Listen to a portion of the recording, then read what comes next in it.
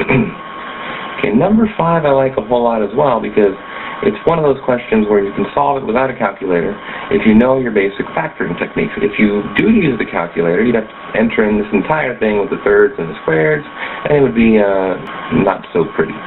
So 5 says, let p and q be the real roots of x squared minus 2x minus 8 equals 0, where p is greater than q. And then it says to find p to the third q plus 2, p squared q squared plus pq to the third. And it wants us to find the value of that. Okay, x squared minus 2x minus 8 does factor. So we can factor it to find the real roots. Start off with x and x. The second sign is negative, the 8 is negative, so we know we need one positive and one negative. And we need factors of 8 which have a difference between them of 2. So 8 is 4 times 2. And if you made the 4 negative and the 2 positive, when you add those two together, you do get the middle term, which is a negative 2. So the real roots of this function are 4, positive 4, and negative 2. It says p is larger than q, so we'll call p 4, and q is the negative 2.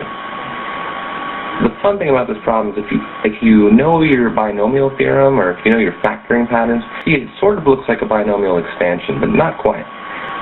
Using factoring, you notice that in every term there's both a p and a q.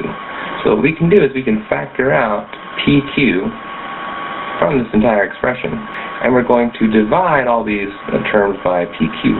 So that leaves you with p squared plus 2pq plus q squared.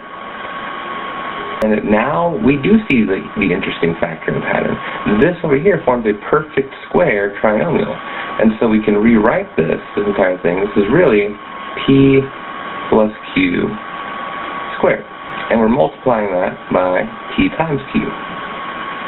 So 4 times negative 2 is negative 8.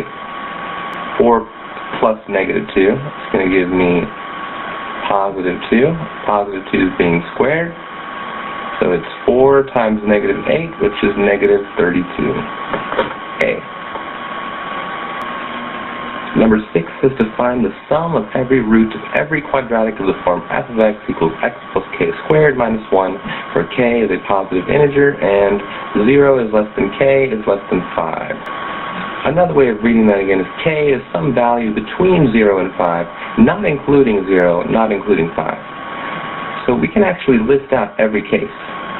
K could be equal to 1, k could be equal to 2, k could be equal to 3, and then k could be equal to 4. Those are all the positive integers that occur between 0 and 5. And again, we're not including the endpoints because we have less than signs, not less than or equal to signs. The quadratic of this form, k is 1, looks like this. We've got f of x equals x plus 1 squared minus 1. And what I want to do is I want to make a list of all the roots of these functions, because we want to find the sum of every single root. The best way to find the roots of these are to graph. And if you know graphing very well, you will notice this is just the parent quadratic function, which is x squared, but it's being translated 1 unit to the left and 1 unit down. So this function is a regular quadratic, a regular parabola, that has a vertex here at -1, -1. So when you go up 1 unit, you always go 1 to the right and 1 to the left.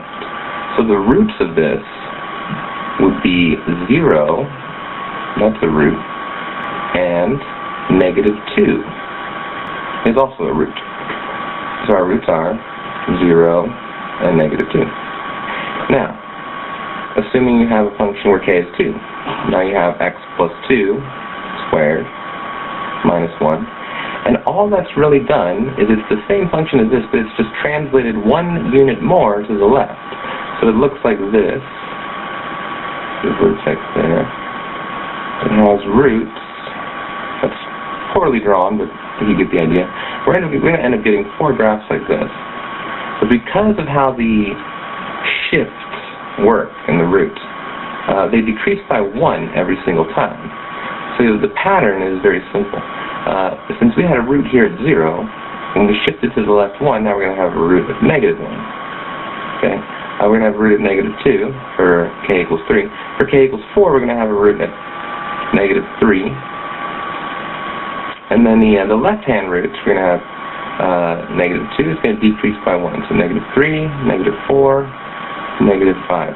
So these are all the roots of all these quadratic functions. If you add all these numbers together, just take the sum, you will get the value, which is -20.